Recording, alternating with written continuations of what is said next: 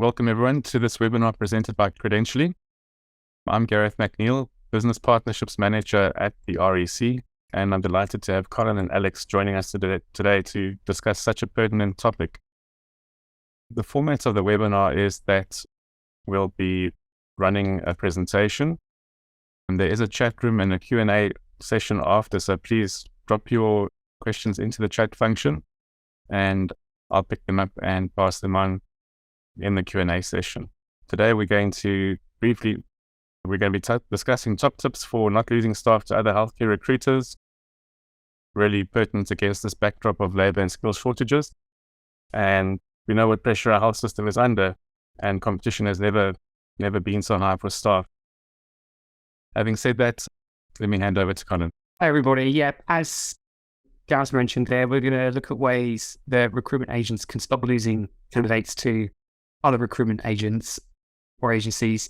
Yeah, so how do we win more? But before we start, I'd just like to offer an apology. Our CEO, the founder, Kit Latham, was due to host this meeting today, but unfortunately he's not very well.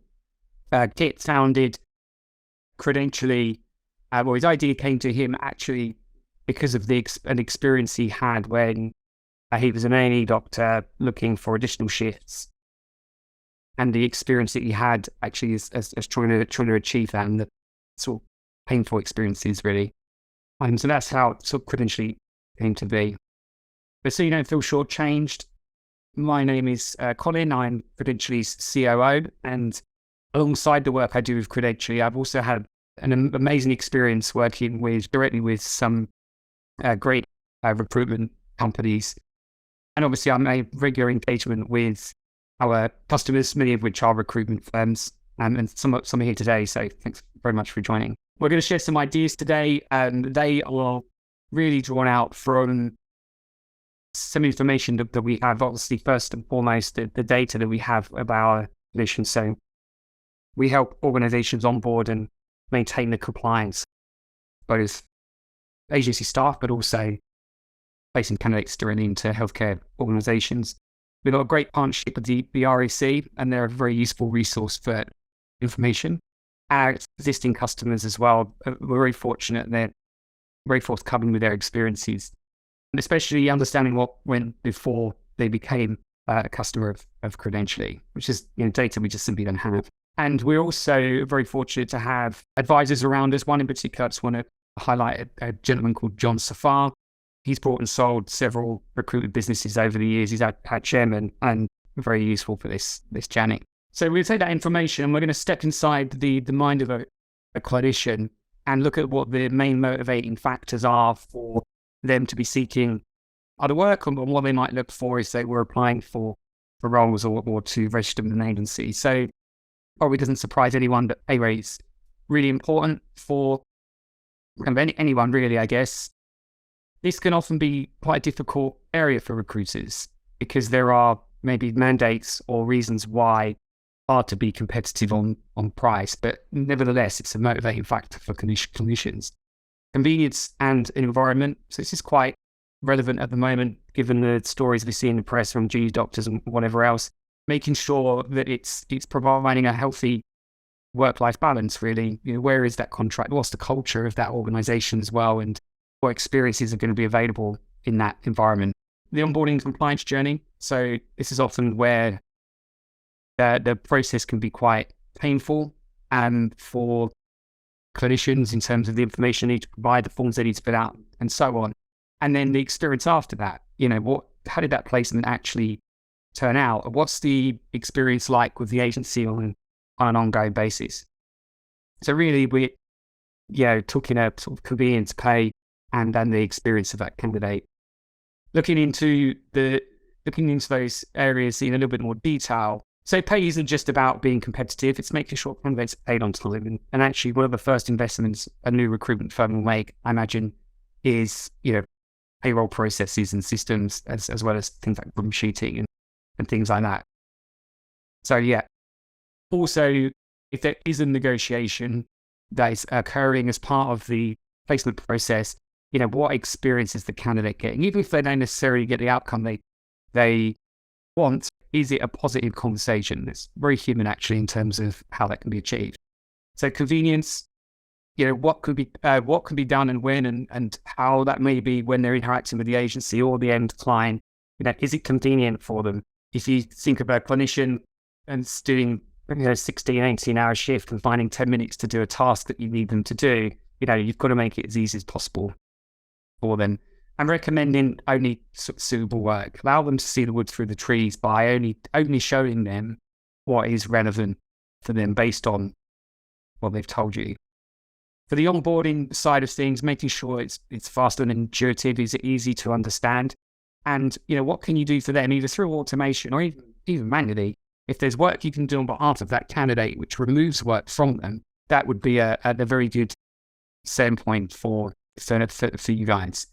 And then, of course, to let the human element to all of this, are your teams providing a good candidate experience? Are you modern? Are you professional? So that could be systems, but also your people. And if you have candidates attending your offices, what are they walking into? Is it professional, etc.? And then there's, if there are any USPs that you can offer, any specialisms that you do, are you the go-to for X, Y, or Z? Anything you can offer that helps differentiate you from the competition to provide that better candidate experience. So we're going to look at a number of levers we can pull to try and improve these areas. I'm going to focus firstly on the part of this that Credentially supports the most, and that is the kind of onboarding and re-employment checks. And I just, was a way of demonstration, created this graphic here of agency A and agency B, and we're going to look at the differences between those. So first of all, the first thing to point out is that actually both agencies it looks like they've invested in their marketing, their website, and they're attracting candidates through the door. So they've gone to all that effort to attract that candidate, bring them on board, and then the pre-employment checks would often take place after that. And this is where we kind of see the difference. So agency A is probably doing this quite manually with spreadsheets, share drives, emails back and forth, whereas agency B has invested maybe in people, maybe in systems, maybe in technology, but there's an investment that's been made. And what's happening is that agency B is seeing less dropouts than agency A at that particular moment in time.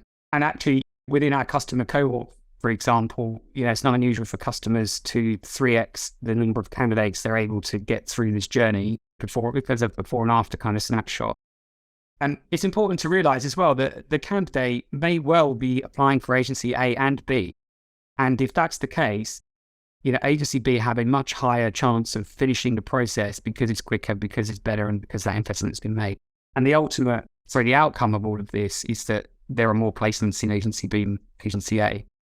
But I guess regardless of what processes, systems, and technology you put into place, really vital to remember that you've got to have the right people behind that, making sure that they're providing the best possible service to the candidate, the best candidate experience. So there are other levers which we're going to discuss now. I'm going to hand over to Alyx Peters, who will introduce herself. But firstly, I'd just like to thank Alyx for joining us today, giving up her time to talk to us. And Alyx, please just tell me when you want to move on to the next slide. Thank you. Okay, thanks, Colin. Hi, nice to see you all this afternoon. And thanks for inviting me to talk about this subject. I'm the CEO of Network Recruitment Wales, and we specialise in a few different sorts of recruitment. But my main reason for being here today is to talk about my experience with MPS Healthcare. I've been involved with the REC for a very long time, former chair of the healthcare sector, and I'm currently the chair of the advisory council at the REC. So we're ascertained that we're in a very competitive marketplace. We'll see what I mean by that. And as of last month, there were 1,360 healthcare recruitment firms operating in the UK. Just to give you a sort of an idea around that number, I think there's around about just under 500 operating in the whole of the United States. So we are in a highly competitive marketplace. So what does that mean for us as individual recruiters? Well, we've got to make sure that what we're offering is a top quality service and actually what the candidates want. And I think a lot of the times we make mistakes as recruiters thinking that we know what the candidates want without actually asking them. As you can see, there's a mixture of companies there. but most of them the middle ones, we're employing the 1 to 10 employees, 11 to 50 employees. So it's really important for us to make sure that we get in maximum usage out of our staff, and the systems and things we've got in place are easy to follow, offer clarity for everybody involved. There's lots of different things that you can do to make your company stand out from the rest. Obviously, a lot of different advanced growth strategies, all the importance of networking we all get, and having that strong presence on social media, defining what you are like as an organisation, what makes you different, what's your purpose, what's your why, what's your values, and being able to demonstrate that in the marketplace. So to look at the main sort of solutions that we feel that we've got to have right to make us that competitive and give us that edge is tech integrations. Now, I know this is a massive, massive subject for recruiters at the moment. The world is changing at a huge pace, and I'm sure we're all hearing about ChatGPT and AI and how that's going to impact on our marketplaces. And I think as a recruiter, 23 years in recruitment, 15 years as a registered nurse. Prior to that, tech is not my normal area of expertise. I think it can be extremely daunting to make those decisions as recruiters. You make the wrong mistake, it can be very expensive and very time consuming. So, to have a good sort of view of the marketplace is really vital. To be able to sit back and look at your processes and identify where are your bottlenecks, what is actually stopping you. And when we looked at this, the main problem for us was our onboarding. We were extremely lucky that we were able to recruit lots of people, but we had a lot of people dropping out. So that, that's one area that we wanted to look at particularly. That bottom point, but we've always done it that way. Unfortunately, that's no longer going to cut it. And you've got to try and think like a candidate, put yourself into your business and do that secret shopper. Apply as a candidate regularly. You know then how your systems are working if you actually experience it as a candidate. As you said, saturated marketplace, most of us are generalists, and I agree. But within most businesses, we have degrees of specialisms within that. At the moment, specialist nurses are in very, very high demand across A&E, ITU, critical care, A&Ps as well. It's a good idea to expand what you do and look at tech, whether that can give you that cutting edge there while not spreading yourself a little bit too thinly. So it's really important at the moment to sort of make friends. And, my opinion of the marketplace is it is a competitive marketplace, but it's a very, very big pie. There's a lot to go round. So we've always been very welcome to making friends and sharing ideas and getting best practice from other organisations that we can implement into our own. At the end of the day, we're here to make sure that we do a good job for both our clients, which in this case are our candidates and clients. So you should measure everything as you go along and make sure that you've got those KPIs, you know where your performance indicators are, you know what your objectives are, and you know what key results you need to place to make those happen. The strong branding, very popular topic of conversation at the moment, and I think it's really interesting there to see that 1,200 of us had very generic branding, which is a really interesting point. And I know conference season and places like the Rec Expo only just got back up and going in the last couple of sort of months. It was really interesting as an attendee there to see the same stock images, the same sort of colours used throughout that. To be able to differentiate yourself, you need to think about whether you can harness the technology within the AI developments to design your own images, bespoke images. Obviously, that should be throughout every single thing that you do. Obviously, we all try and do our very best, and we're all very committed to providing a responsible and ethical service to our candidates. We do a lot of different things here at NRW to make sure that not only are we socially responsible, but that the staff feel that they are able to provide something back to the communities that they work in. One thing that we've done is volunteering days, get involved in the local community, and providing stories and testimonials and showing that throughout your social media. Open for any questions. But perhaps the question to both of you is, what do organizations look for when considering whether to get involved with a healthcare recruitment company? It's been able to demonstrate that quality of service. So being able to provide clients with an overview of what you've been able to achieve historically, what your fill rates are, things. We do surveys for quality of surveys. Another way of being able to demonstrate quality is to look at complaints and look at problems that you've had and how you've rectified that. I know a lot of agencies are always very nervous to talk about that they've had they've done something wrong or they've made an error. But I always think that that's a really good learning opportunity. You've reviewed the situation, you put measures in place to stop it happening again, and you're able to share those experiences. Yeah, and I agree with those things. And also, I think going back to the human element is how are your staff interacting with those people? You know, when there is a problem, how well you handle that problem can often create long-term loyalty. So yeah, very, very sort of human focused, really. I guess one that recruiters and perhaps your clients are very interested in is knowing what the quickest way is to cut down on the amount of administration and the effort behind it. I think the amount of administration is always been an issue. I mean, as I said previously, 23 years recruitment experience. We've gone from sort of the old days, 3 pages of an application pack up to sort of, in the last count, 14 pages. So it's about making sure that you're able to capture the absolutely vital and legal information and regulatory information that you need to capture, but also to make sure that you are testing those systems yourself properly. So as I said before, that secret shopper thing, it's not something that many recruitment companies do.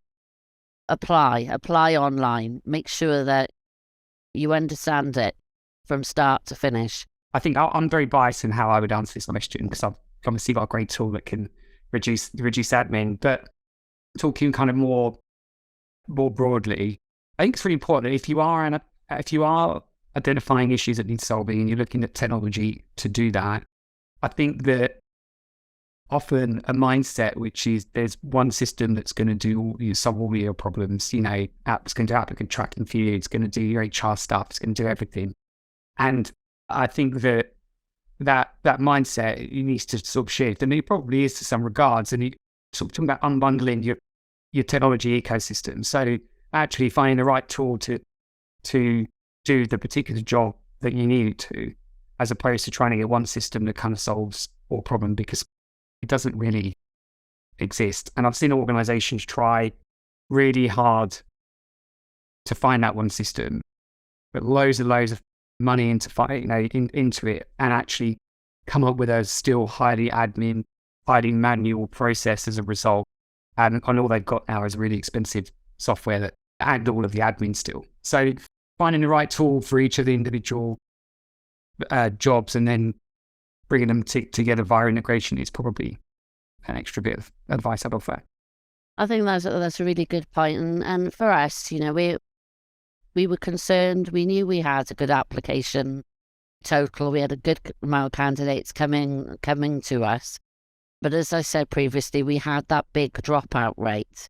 And we wanted to find out why that was. And it was because it was too burdensome. As I said, a 14-page application pack landing on your doorstep with a massive thud is enough to put anybody off wanting to start that process. So we wanted it to be key that by introducing digital electronic solutions that we were not losing that human touch, because that's absolutely vital for us. So it was more for us about sort of digitalizing the process and humanizing that hands-on experience. So it gave the team here very early days, as I said, but it given the team here more time to actually speak to candidates, to get to know them. I think that's really important, especially as more and more nurses particularly look to exit the NHS and work for agencies. They are looking for a more supportive agency that will help them over the next couple of years. Yeah. And actually, just on that point, that human touch point, whatever changes are being introduced into an organization, you've got to bring the staff along for the ride, because actually you could very much pick the right system, the right tool to do the job, but actually it doesn't quite work for you because people aren't bought into it. And so they revert back to whatever it was they were doing before. So it's not just about buying the thing, turning it on and all your problems go away. It's a whole journey that you need to take your business along for. Absolutely. Yeah, that's great. So while you were talking about that, we actually had a last question coming in from Zeke, which is related. And that is, what feedback have you received from candidates about the recruitment and hiring process? And how have you used that feedback to improve? Well, I think just touching on that point before, that it become over the years, as I said, we've been in existence for 23 years. It went from sort of a one-page application pack to then skills checklist to ended up around about 14 pages. And it was just too much. I think for me, for perhaps recruiting a younger generation, they're used to doing everything on their phones. That's what they want to do. So that was the big sort of push for me, is how many of our processes can we get so that people have got ease of access, they can do it on their phone, and they're more likely to do it quickly. The other advantage to using a tech solution for your onboarding is obviously it's available 24/7. It's there all of the time doing the work. It never has any days off, and it never gets a sore throat. And it's a constant, providing you with a constant throughput. So we're in the early stages of adopting this solution. There's been a few hiccups along the way, which we would absolutely expect, because we're moving from such a traditional place to a digital solution. But that is key, as Colin said, is to take those staff with you, to go at a pace, to know that there's no threat to their roles, because obviously compliance staff can worry that if they see a digital solution coming in, that might mean that they're going to be replaced. But that certainly wasn't the drive for us. It was for us to be able to use those compliance staff perhaps in a slightly more in a candidate care kind of capacity, so that they could look after the pastoral care of our nurses. We've actually got a dedicated candidate care team now, and that's all they do, is they look after our nurses 24/7. They signpost them to different organisations if they're in financial difficulty, or if they're having marital problems, or anything really. We act as we are their main, and we are here to look after them, and every resource that we can free up to make sure that continues, we will do that. We've had some candidates who've been with us for 23 years, which is quite unusual in terms of a recruitment company. And we do that, I feel, by getting those things right. It's a huge advantage to us to keep locums for a long time. We haven't got that constant expense of going out looking to replace people. They are very good for us in the marketplace. They do a lot of our recruitment for us, because they talk about us kindly and speak highly of us, and this helps us recruit their friends they're like for like. So it's all of that softer stuff that some people may regard as being a little bit fluffy and maybe not necessary. But I think if you're looking at something to give you a bit of longevity in the sector, then that's probably a good starting point. Yeah, thanks for that, Alyx. It's hard for me to answer that question as a recruiter, but I will share an anecdote, if I may, and that is through the eyes of a candidate, and in particular, I'm talking about our founder, Gareth. So I mentioned at the start of the presentation that he came up with this concept before, when he was interacting with agencies. Actually, the story goes that he was applying for several agencies, and there was one agency that went, just send me all of it, I'll fill it in for you, and you don't have to do very much, Mr. Nathan, right? And he did that, sent the information over. The information was done for him. There was obviously stuff he needed to do, but by and large, it was a very light touch journey for him.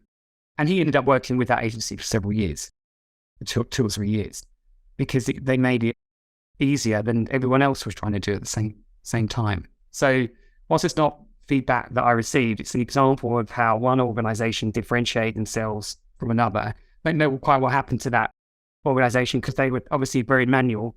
And so I didn't quite know how scalable that would be. But yeah, so that differentiated made a sort of 2-year placement for that particular organization. Great, thanks. And a final question perhaps is that we've spoken a lot about best practices that healthcare recruiters can adopt. Are there any critical mistakes that recruiters sort of often fall foul of that they repeat? I think if I look at the various different recruitment firms that I've worked in, they're great organizations, genuinely, all operating within that highly candidate-driven market and all doing the same thing. They're all mass emailing candidates, trying to do it, and actually they just want the CV. But worry about where the candidate's going to go afterwards. And I think that actually there probably needs to be, and as much as they go out, is like, here's a list of jobs and all those things. And actually, I think there needs to be more focus on selling the experience, like as in kind of these roles. They're great because work-life balance and talking more about the benefits of those individual roles rather than job title in this area. Click here to register your CV. So really trying to sell the other things, not just the job title and the salary, but focusing on those other things that we've identified as being really important for candidates. Because I think, post-COVID, that work-life balance piece, really, really important. I think it will really resonate with candidates if this was the message that they were receiving. Hopefully that helps. Great. Thanks a lot, Colin. So it looks like we're at the end of the session. Is that right? Yes. Great. Thank you, everybody, for joining us today. And if there's any sort of follow-up required, by all means, you can obviously reach out to myself, Gareth, or Alyx. Thank you very much. Take care, everybody. Okay, bye.